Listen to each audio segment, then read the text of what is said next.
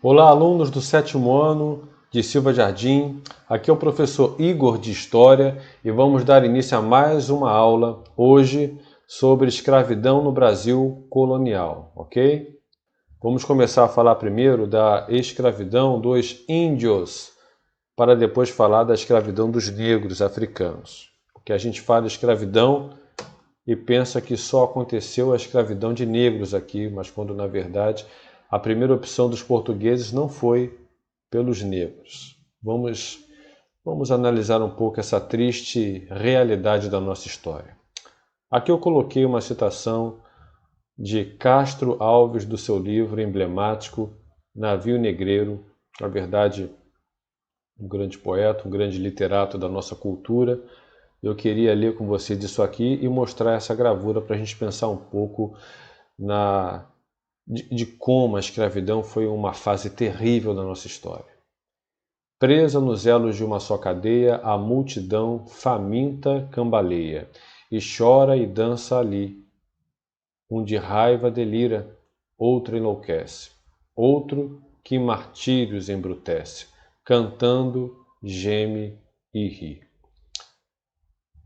O que Castro Alves quis deixar aqui, quis exprimir com essas letras, é que no meio de tanta miséria, de tanta injustiça, de tanta fome, de tanta dor, ainda havia aqueles que, sem saída e solução, à beira da morte, deliravam e loucos poderiam até rir, porque não tinham o que fazer e não tinham para onde ir.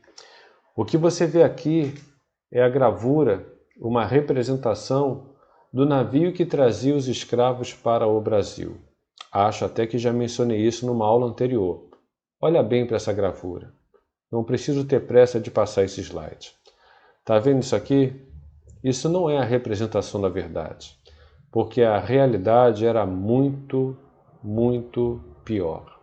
Isso aqui já é horrível, mas a realidade era muito pior. Porque aqui na gravura a gente vê que temos um porão de um navio. E temos aqui alguns espaços, tá vendo? Olha a seta do mouse, tem espaço aqui, aqui, tem um espaço aqui, aqui, né? Olha, tem até umas armações de madeira onde um se empilhava em cima do outro, mas olha que coisa horrível, imagina o calor, o suor, o mau cheiro, a má alimentação, pois é. Só que a realidade era bem pior, porque onde eu mostrei esses espaços aqui vazios, esses espaços foram todos preenchidos. Os escravos, os negros, eles se apinhavam, se acotovelavam, não havia espaço, às vezes não dava nem para sentar. Os que ficavam logo doentes, os que logo morriam por não aguentar a rigidez da viagem, eram jogados ao mar. Não podiam deixar um morto embarcado, porque o corpo dele apodrecia e poderia provocar doenças. Muitos morriam ao longo da viagem. Quer ver um morto aqui? Está aqui, ó. Olha para cá. Esse aqui que está sendo carregado é um morto. Vão subir com ele e vão jogá-lo ao mar. E olha o olhar de indiferença. Morrer é normal. A miséria, a tristeza é tanta que quando você vê alguém ao seu lado morrer, é alguma coisa normal. Isso é um capítulo cruel da nossa história, mas que temos que estudar para evitar que isso nunca mais se repita. Escravidão significa a submissão de um indivíduo a outro, independente da sua vontade. Escravidão é você se tornar propriedade de outro, um ser humano que vira uma coisa, um objeto. Se você pega um objeto, eu vou pegar aqui um livro, por exemplo. Esse livro aqui é meu, posso fazer o que eu quiser com ele, posso pisar, amassar, rasgar, presentear, pintar. É um objeto. O escravo é exatamente isso, um objeto na mão de outro ser humano que faz com ele o que ele quiser. Triste realidade. Hoje, isso é um crime gravíssimo, mas naquele tempo não era. Há 500 anos era normal. Há 2000 anos era normal. E em muitos períodos da história a escravidão foi uma realidade normal. E quer saber uma coisa? Existe algum cantinho ainda no mundo hoje que deve ter algum povo, alguma cultura que, por incrível que pareça, pode achar a escravidão normal. Como a escravidão negra no Brasil tomou proporções marcantes na história da sociedade, Ficou no imaginário coletivo a referência quase que automática da palavra escravidão ligada exclusivamente ao tráfico de negros. No entanto, a primeira opção, olha, já disse isso, a primeira opção da coroa portuguesa foi usar índios para colonizar efetivamente as terras na América, através do seu sistema de administração. Está aqui, capitania hereditária, governo geral. E olha, uma coisa que pouca gente sabe, também houve no Brasil escravização de pessoas brancas, embora em número bem menor do que os outros tipos de escravos, negros e índios. Aí você vai perguntar, professor, como é que foi esse negócio de escravidão de gente branca? Muito simples. O chefe da fazenda, corriqueiramente, escolhia algumas escravas para deitar com elas e delas assim, entre a relação sexual do fazendeiro proprietário e da mulher escrava, nascia um bastardo, uma criança que não era reconhecida pelo fazendeiro. Aquela criança muitas vezes crescia com a pele mais clara, puxou o pai, mas ela ainda assim era considerada uma escrava. Mas isso a gente vai ver mais adiante. Aqui a representação, uma pintura de Debré, para mostrar o que era a escravidão indígena. Tá? Opa! Espera aí, vamos lá. Os jesuítas tiveram a participação crucial na tentativa de integração dos povos nativos na realidade colonial cristã. Naquele tempo, a Igreja Católica proibia a escravidão ou a escravização de nativos americanos e de índios. Porém, os jesuítas, que eram uma ordem religiosa muito atuante aqui no Brasil, eles utilizavam um tipo de exceção. Eles fizeram algo chamado de reduções jesuíticas, que era, na verdade, um local onde eles ensinavam os índios a sua cultura, ensinavam os índios a catequese, ensinavam os índios o que era ser cristão, o nome dos índios mudava, os índios eram batizados, porém os índios que ficavam na redução trabalhavam nos campos, nas plantações, num trabalho muito parecido com o que é o trabalho escravo. Bem, não era escravidão, né?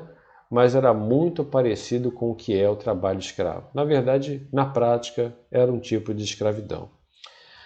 Aí você vai falar assim, peraí, professor, então a Igreja Católica dizia que a escravidão de índios era proibida, dos nativos da terra era proibida. E os negros, também não era proibida? Não. Por que não? Porque a mesma Igreja Católica entendia que o negro era uma criatura diferente, era um ser humano sem alma, na verdade algo comparado com o animal. O que serviu de apoio para a igreja pensar isso naquele tempo é que a escravidão dos negros já era uma instituição, já era uma prática bem fundamentada no próprio continente africano. Povos negros que lutavam uns contra os outros também faziam uns escravos dos outros. Era uma prática muito antiga. A Igreja Católica, então, naquele tempo, interpretou que o negro era um tipo de criatura inferior e isso serviu de base para se perpetuar a escravidão. É óbvio que hoje em dia a Igreja não pensa mais assim, muito pelo contrário. Mas nós estudamos a história para conhecer o princípio das coisas e aquilo que o homem errou e que não podemos errar novamente. Vamos falar dos índios. As entradas e bandeiras tiveram um papel fundamental na expansão colonial na América e na prisão de índios também. Está vendo essa expressão aqui, guerras justas? Vamos entender o que é isso e você vai entender como os índios eram feitos escravos. Porque era proibido, com exceção das guerras justas. Quando houvesse a guerra justa, aí você podia fazer o índio ser escravo. Além das reduções jesuíticas, outra desculpa que se operava na época era isso aqui, ó. Guerra justa. Eram consideradas guerras justas os conflitos entre colonizadores e indígenas que se opusessem à catequese e ao processo de expansão da colônia. Vamos lá. O bandeirante era o camarada que ele ia para o interior para ou buscar ouro ou prender os índios. Os índios estavam lá na dele, mas eles inventavam a desculpa da guerra justa, do tipo, eu estava andando no mato e um índio me atacou, eu tive que entrar em guerra com ele, foi uma guerra justa. E aí eles pegavam o índio e levavam preso para torná-lo escravo. Espera aí, mas o índio não fez nada disso.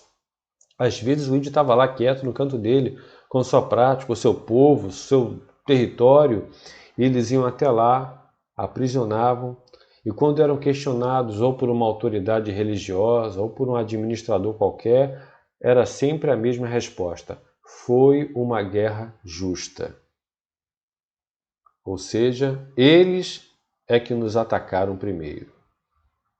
Isso era uma forma de burlar a proibição da igreja de escravizar os povos nativos, pois eles deveriam ser convertidos à fé cristã, era o que a igreja dizia, e não escravizados. Só que essa mesma igreja, como eu já disse, prendia os nativos nas suas reduções e tudo mais. Vamos lá.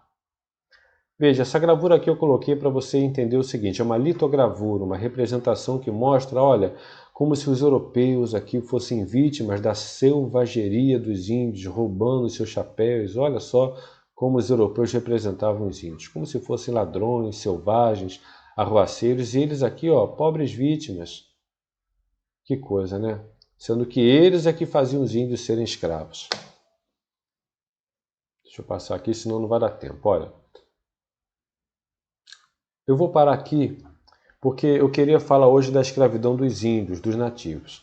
Na próxima aula nós vamos continuar falando da escravidão específica dos negros na colônia brasileira, que na verdade foi a principal mão de obra, a maior escravidão que aconteceu em nosso território, como nós vamos estudar, ok?